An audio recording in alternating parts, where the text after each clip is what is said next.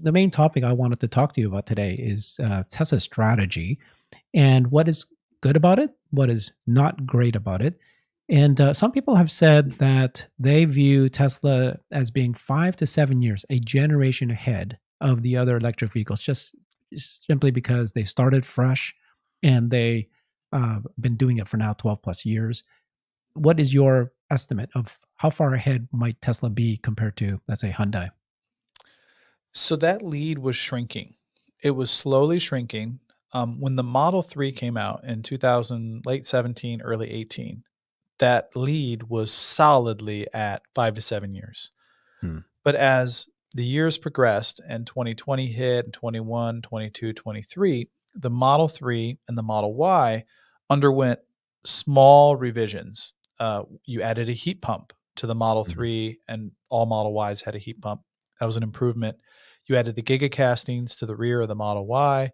Then you added giga castings to the rear and the front of the Model Y. You had the 4680 pack. So each of those innovations was then adding a little bit more bump forward in their advantage, but there were different types of advantage. They were manufacturing advantage, they were cost advantage, but they weren't these technological advantage that we really saw when we saw the super bottle and the octo valve, and also their ability to lower costs by having the batteries, the 2170s or the 4680s, so elegantly integrated into the pack with large modules. So the Model 3s and the Model Ys had four large modules consisting of 4,416 cells. The 4680 pack finally came out, and that had even less cells, much larger, no fasteners, another step change in advantage. So they've been they've been bumping ahead, but what they really needed to maintain their advantage is to announce this unboxed assembly process, the 48-volt low voltage architecture, because that is like a monumental paradigm shift in how vehicles are built. It attacks systematic systematic problems and supplier based problems that shock the entire world on how vehicles are sourced, how they're developed, how they're built, how they're painted, how the factories are laid out. And that added, as the lead shrunk from 5 to 7 years to maybe 2 to 3 years, as other Mhm. players launched vehicles that had similar range and similar technology and similar costs, that is going to bump them back up to that 6 to 8 years. Mm. But we've yet to see that come to fruition. So as the Model 3 and Model Y and the updated S and X are delivered, they're making updates still from hardware 3 to hardware 4. They're eliminating the ultrasonic sensors. Some of the radar units are being eliminated. They're continually updating the software, adding more features. So that's something that a lot of other OEMs are emulating, is the software updatability of the vehicle, addressing the user experience. And then the one thing that we may cover later is the charging infrastructure and charging experience. We've seen Ford and Jim Farley and Elon Musk recently announce the partnership where Ford can now utilize that. There's a tremendous amount of upside for Ford, but there is some ancillary upside for Tesla in the maybe the ability to analyze the data on charging habits and road trip habits Mhm. of their competitors, as well as any ancillary income that'll be generated by having the chargers filled more often. Because how many times do you take a road trip where Mhm. it says 8 are available or 16 are available? That number, the smaller that number is, the higher risk of a Tesla owner showing up and having to wait a little bit. But if you have to wait a little bit, that means the monetary clock is just ticking at each of those charge stations. So it'd be interesting to be a fly on the wall in the team that runs the charging group at Tesla, because now the prospect of having their chargers being filled more often and generating more revenue, so that it's no longer maybe a drag on the company. It can either break even or even start to generate a profit at some time in the future. So I know covered a lot of things there, but hopefully that answered your question. Oh, it does. Now, let's go do a deep dive on the unboxing process.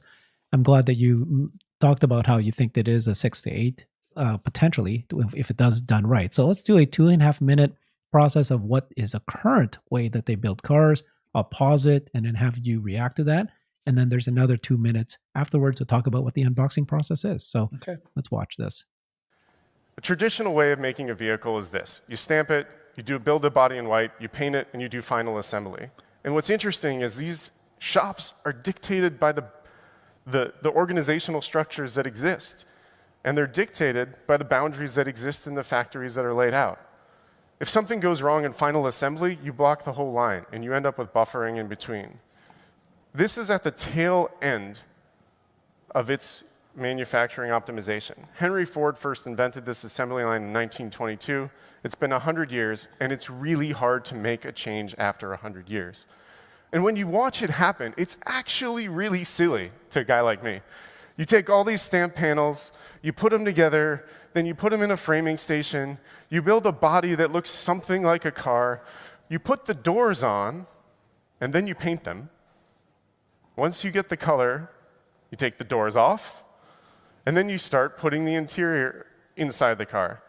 It comes in through the openings that already exist. I wish it went in like this big piece like this, but there's actually people coming in and out of the car. There's awkward movements. Then we lift the car up, we put stuff from underneath it, we put it down, then we put the seats in the car, and finally we close it all out with glass and we bring those doors that went away for a trip and we put them back in the car.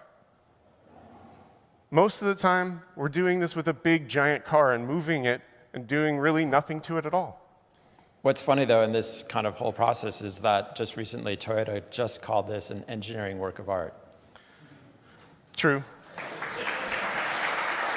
The Model Y. That was humbling, but at Tesla, it's not good enough. If we're going to scale the way we want to do, we have to rethink manufacturing again. As part of the master plan, we have to make another step change in cost. We started this on Model Y when we made these huge gigacastings, and we deleted hundreds of parts. We simplified assembly with the Model Y structural battery, where we decided the floor should be a part of the car. The battery is the floor. We put the seats in the interior on the battery, and we bring it up through a big open hole, and we assemble it. And this allowed us to do things in parallel, fully rethinking the process and reducing the final assembly line by about 10%. And we thought maybe we could do this other places. Yeah, I mean, in a way, the constraints become part of the solution rather than a problem. So when you think about what I'm trying to say, I really want to hammer this home. When you have a car that's about 5 meters long, and you have people working around it, like we did in Model 3, and we change that to this process where we take different parts of the car, and we can do more at the same time, like we did with the Model Y structural battery pack. Okay, I'm going to pause it there because he started talking about the unbox process. So the first half there was him talking about the current model. We showed that, and you know this inside out. Give us some just a commentary. What do you think about the current model that they're doing? Yeah, so he mentioned step change. And so the current model, which he talked about, I've been in many plants all over the world. I've been to Vietnam, I've been to Canada, all over the United States. The biggest constraint is the size of the vehicle once you finish the body. So now you have this massive, he said 5-meter long vehicle, and it's also, several meters wide. Now you have to have a plant that can accommodate the size of that body and vehicle moving on conveyors through the not only the paint process, but the coating process, the drying process, the final assembly process. So your plant, the square footage of it grows because it has to accommodate this one monument, the vehicle, moving throughout. And then removing the doors and adding the doors on, that's added process and whatnot. So the idea of unboxing that, meaning separating that, you fragment the vehicle into the front module, the rear module, the sides, and then when you send those away, he was about ready to get into the fact that you have more people able to work on individual parts. So if you have 4 or 5 people on each part at any given time, now you can have 20 people working on the pieces and parts where typically you'd have 4 to 5. So now you can have more getting done in less space because you're now adding more people per unit area of the vehicle. And they highlight this a little bit more in the unbox process. And there's a lot of challenges that they need to solve that are challenges that you don't have when you have one body. So now you have all these interfaces with these modules, these unboxed modules. They're going to have to really hone in how they align to each other so you get the rear and the front and the sides to all align. So that'll be really interesting for us to study when we eventually do get this type of vehicle, Yeah. because it'll be uncharted territory. And that's the most exciting part about this is that most of the differences we see, like when a gigacasting replaces 100 parts, it's still a large piece of aluminum replacing 100 stamp parts. And how they interface that piece of aluminum with the steel is still relatively common to how they interface medium or medium small aluminum shock towers into stamped steel bodies. So we weren't seeing really any sort of wild technological advance when we saw the gigacastings being integrated into these stamped steel bodies or stamped steel aluminum mixed material bodies. But this will be wildly different.